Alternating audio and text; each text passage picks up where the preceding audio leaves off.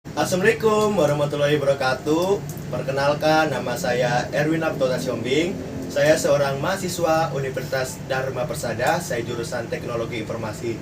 Dan saya ingin memperkenalkan anggota-anggota kelompok saya tugas kalkulus. Ya, berikut antara lain ya. Perkenalkan, nama saya Andreas Stephen Pangetan dari Universitas Dharma Persada, jurusan Teknologi Informasi. Assalamualaikum warahmatullahi wabarakatuh. Kenalkan, nama saya Hadid Fadil Marbun dari Universitas Dharma Persada, jurusan Teknologi Informasi. 3. Perkenalkan, nama saya Kristianus Ade Siombing dari Universitas Dharma Persada, jurusan Teknik Informasi. Perkenalkan, nama saya Dia Chandra Amin Yasin dari Universitas Dharma Persada, jurusan Teknologi Informasi Alam. Ya, kembali lagi dengan saya Erwin Namtota. Saya akan menjelaskan pertemuan pertama kalkulus dan pertemuan kedua. Ya, di sini saya akan menjelaskan. Jadi, jumlah selisih hasil dan hasil bagi seperti bilangan, fungsi juga dapat ditambahkan, dikurangi, dikalikan, dan dibagi, kecuali jika penyebutnya 0. Untuk membuat fungsi baru, jika f dan g adalah fungsi, maka untuk setiap x yang berada di kedua daerah asal f dan g, artinya untuk x dn x dg, kita mendefinisikan fungsi f plus g kali f min g, dan juga dengan rumusnya. Jadi rumusnya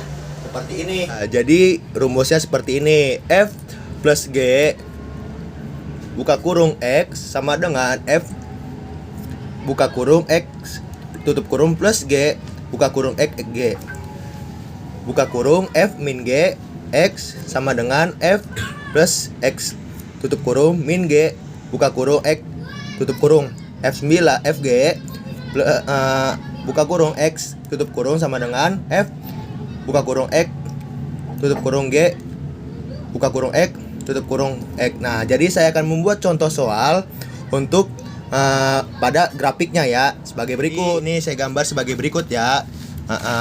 Jadi ini giniin. Terus ini soal nomor 1. Nih.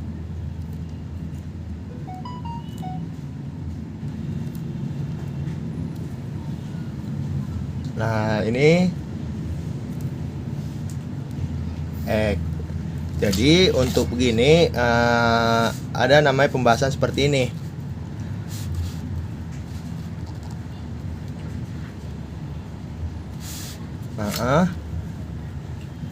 Terus x sama dengan 1 kali 1. Di sini y sama dengan 1. Terus di sininya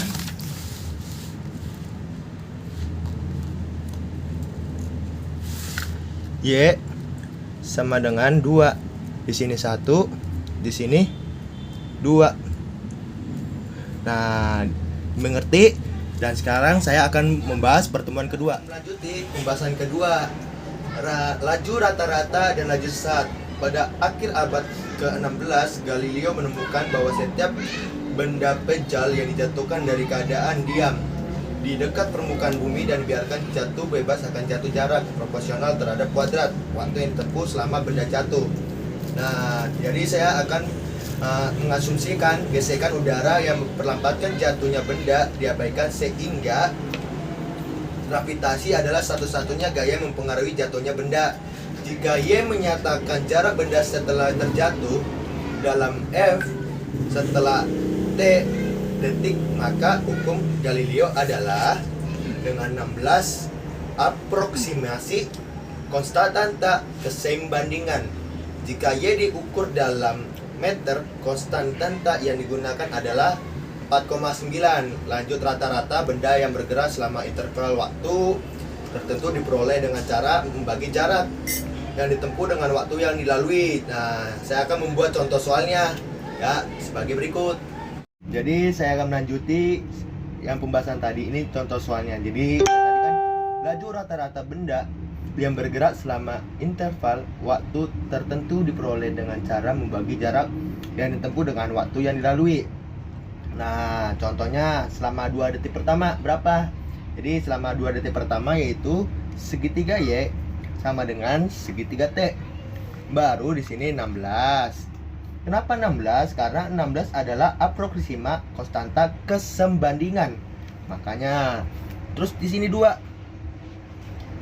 detik pertama, 2 disambung 2 sama dengan 16. Ini buka kurung 0 plus 2, baru dibagi 2 kurang 0 sama dengan 32 Ft. Nah, alih-alih kita menghitung laju rata-rata pada interval waktu tertentu, kita menginginkan suatu cara menghitung jalur benda yang jatuh tepat pada waktu FO, laju jarak rata-rata interval waktu yang semakin lama semakin pendek dimulai dari FG. Contoh berikut. Nah, contohnya berikut ini, contoh kedua.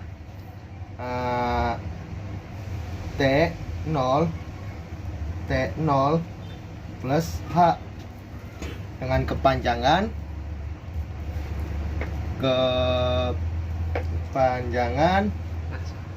segitiga T sama dengan H.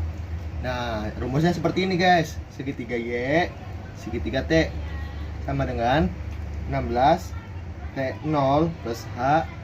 Ini kuadrat 2 min 16 TO 2 bagi H.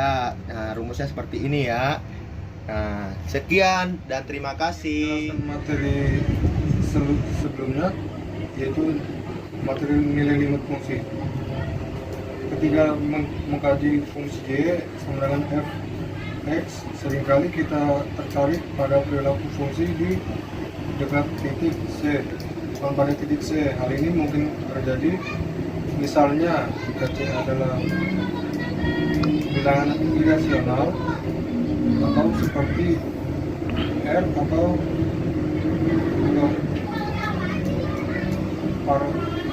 buka kurung 2 yang nilainya hanya dapat diaproksimasikan oleh bilangan rasional yang dekat-dekat di mana kita secara aktual menghitung fungsi tersebut. Situasi lain yang terjadi ketika kita mencoba menghitung nilai fungsi di C mengakibatkan adanya pembagian dengan 0 yang tidak terdefinisi. Tidak mengalami situasi ini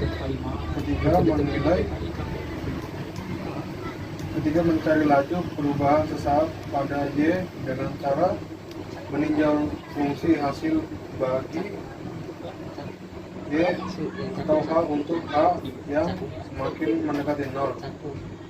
Berikut adalah contoh khusus di mana sebuah fungsi dieksplorasi secara algoritma untuk melihat perilaku fungsi di dekat untuk di mana kita tidak dapat menghitung nilai secara langsung. Soal pertama, Y sama dengan F buka kurung X sama dengan X pangkat 2 min 1 dibagi X min 1. Jadi kita menjelaskannya F buka kurung X sama dengan buka kurung X min 1 tutup kurung buka kurung X tambah 1 tutup kurung. Jadi X plus 1 dibagi X min 1. Jadi untuk X sama dengan 1. Jadi X nya di sini 1.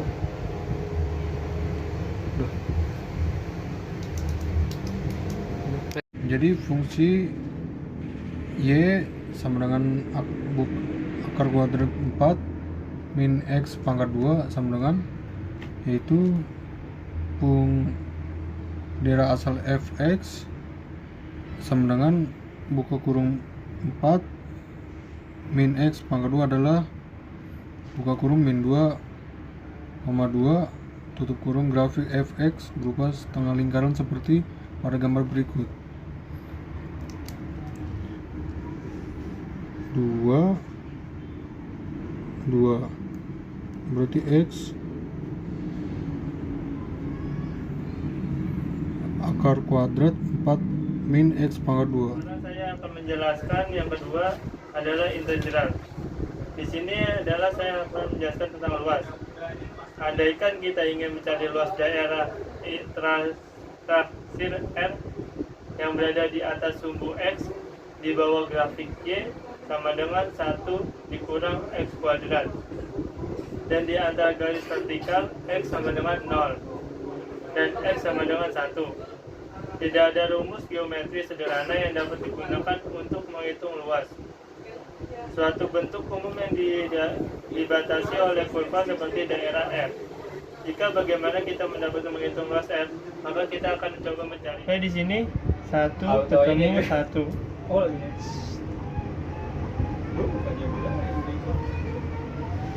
Sini adalah titik sumbu X dan sini titik sumbu Y.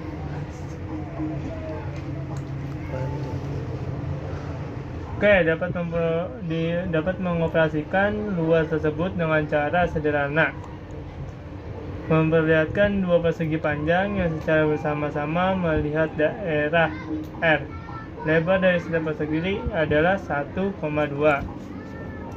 Maka A sama dengan, sedangkan tinggi persegi sebelah kiri adalah 1 dan tinggi persegi sebelah kanan adalah 3/4. Tinggi setiap persegi adalah nilai maksimum fungsi f di setiap subinterval.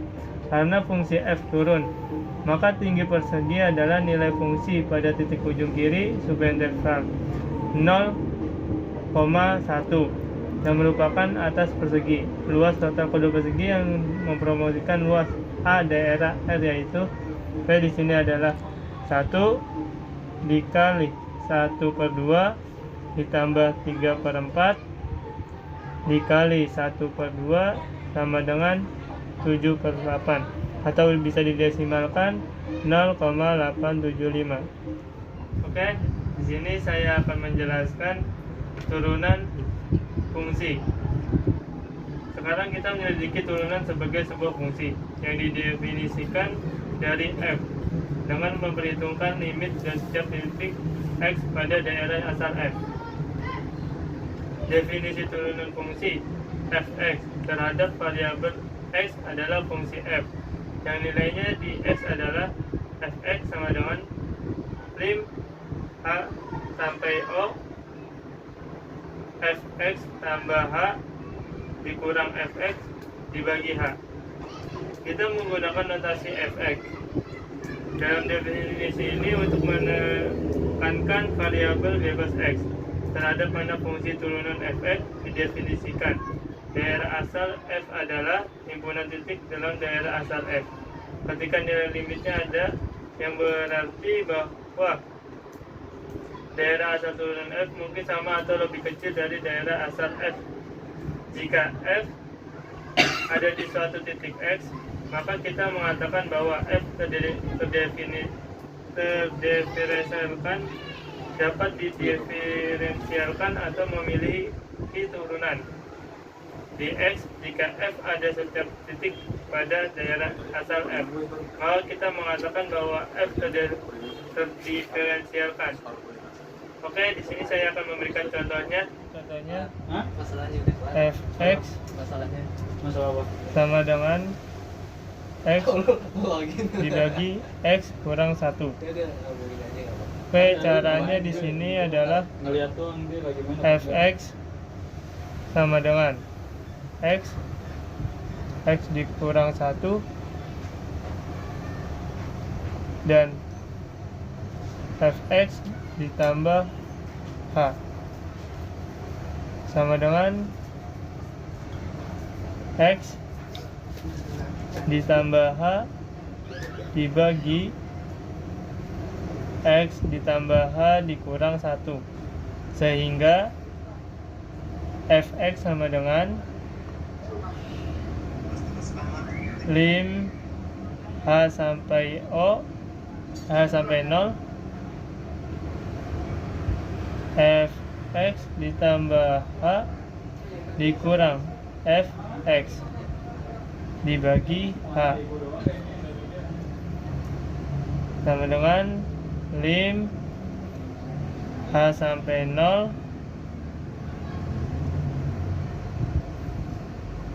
x ditambah h dikurang X per X ditambah H dikurang 1 X dikurang 1 dibagi H. Maka lim sama dengan lim H sampai 0 1 per H dikali X tambah H X kurang 1 dikurang X tambah H kurang 1 dibagi X ditambah H dikurang 1 dikali X dikurang 1. Maka lim H sampai 0 1 per H dikali min H per X tambah H dikurang 1 dalam kurung X dikurang 1. Maka di sini lim sama dengan di H sampai 0 min 1 X tambah H dikurang 1 X kurang 1, maka hasilnya sama dengan min 1 per X kurang 1 akar 2. Oke, terima kasih. Saya akan menjelaskan tentang nilai ekstrim fungsi. Pada subbab ini menunjukkan bagaimana cara menemukan dan mengidentifikasi nilai ekstrim, maksimum atau minimum, fungsi dari turunannya. Jika kita dapat mengerjakan hal ini, kita dapat memecahkan berbagai variasi masalah optimasi. Daerah asal fungsi yang digunakan berupa interval atau gabungan dari beberapa interval yang terpisah. Nilai maksimum dan minimum disebut nilai ekstrim fungsi f. Maksimum atau minimum mutlak disebut juga maksimum atau minimum global. Sekarang saya akan mencontohkan beberapa ekstrim mutlak dan fungsi-fungsinya. Contohnya seperti grafik seperti ini.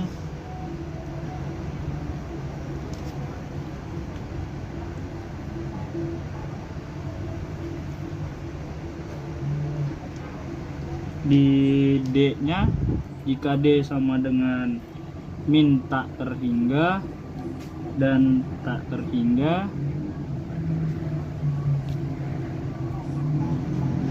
Y sama dengan X pangkat 2, dia berarti hanya minimum mutlak. Tapi contoh yang kedua, jika grafiknya seperti ini dan D sama dengan 0 dan 2, Y sama dengan X pangkat 2, berarti dia adalah maksimum dan minimum mutlak. Contoh yang ketiga, jika grafiknya seperti ini,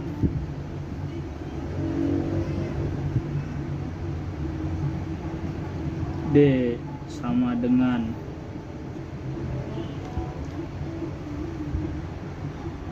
0,2, Y sama dengan X pangkat 2, maka dia adalah hanya maksimum mutlak. Contoh yang terakhir, yang keempat, jika dia grafiknya seperti ini, D-nya sama dengan seperti ini dalam kurung 0,2, Y sama dengan X pangkat 2, maka tidak ada maksimum atau minimum mutlak. Minimum mutlak. Saya akan menjelaskan tentang materi notasi sigma dan limit jumlah berhingga. Ya, jumlah berhingga dan notasi sigma. Notasi sigma memungkinkan kita untuk menulis penjumlahan dengan banyak suku dalam bentuk yang kompak. Huruf Yunani, huruf sigma yang berpadan dengan huruf Latin S, singkatan dari jumlah sum. Indeks penjumlahan K menyatakan kapan penjumlahan dimulai pada bilangan di bawah sigma, dan kapan penjumlahan berakhir pada bilangan di atas sigma.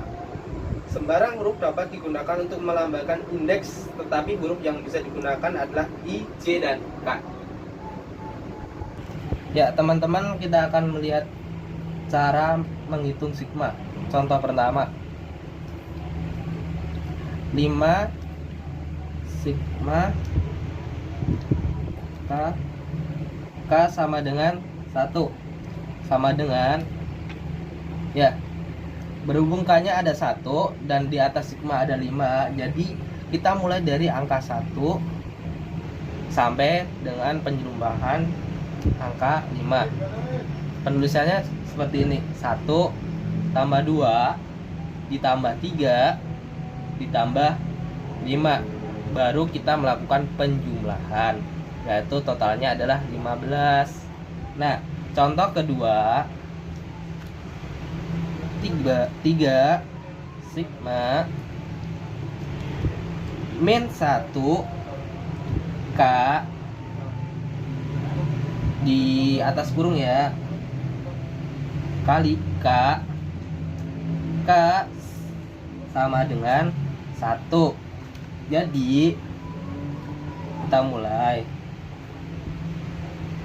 min 1 kurung akar 1 dikali 1 ditambah min 1 kurung akar 2 kali 2 ditambah min 1 kurung akar 3 kali 3 sama dengan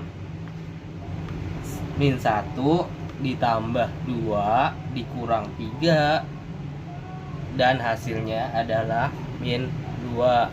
Sekian contoh sigma. Kali ini saya akan menjelaskan teknik integrasi. Nah, teknik integrasi seperti yang telah diajarkan dosen kita, Pak Andito.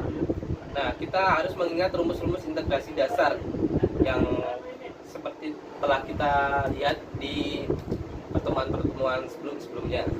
Nah, sekarang saya akan langsung memberi contoh saja karena mungkin udah diulas banyak dari Bapak dosen. Ya, teman-teman, ini adalah bentukan dari rumus integrasi dasar yang udah dibakukan di dalam buku kalkulus ataupun di materi-materi kita sebelumnya, yaitu 1, dia K dx sama dengan Kx plus C, sembarang bilangan K, ya. Yang nomor 2, X n dx sama dengan X n plus 1 per n plus 1 ditambah C, n bukan min 1. Yang nomor 3, dx per X sama dengan 1n X absolut plus C. Nomor 4, E pangkat X dx sama dengan E pangkat X plus C. Nah, sekian sedikit saja yang dapat saya ulas. Lebih Jelasnya kita simak pada lain kesempatan. Ya, teman-teman, saya akan memberi salah satu contoh untuk chapter teknik integrasi, yaitu satu, kita punya soal permasalahan yaitu cos x sin 2x plus sin x cos 2x kurung tutup dx. Nah, teman-teman, kita akan menyelesaikan permasalahan dari soal ini, yaitu di sini kita dapat mengganti integrasi dengan ekspresi trigonometri yang ekuivalen menggunakan rumus identitas trigonometri untuk penjumlahan sinus agar diperoleh substitusi yang sederhana, yaitu seperti ini, sama dengan sin kurung buka x plus 2x kurung tutup dx sama dengan sin 3x dx sama dengan 1/3 sin u du. Nah, hasilnya adalah 1/3. Nah, sesuai dari tabel di atas yang telah didefinisikan di rumus integrasi dasar, maka sin berubah jadi cos 3x plus c. Nah, sekian penjumlahan atau penyelesaian dari contoh soal di atas ini.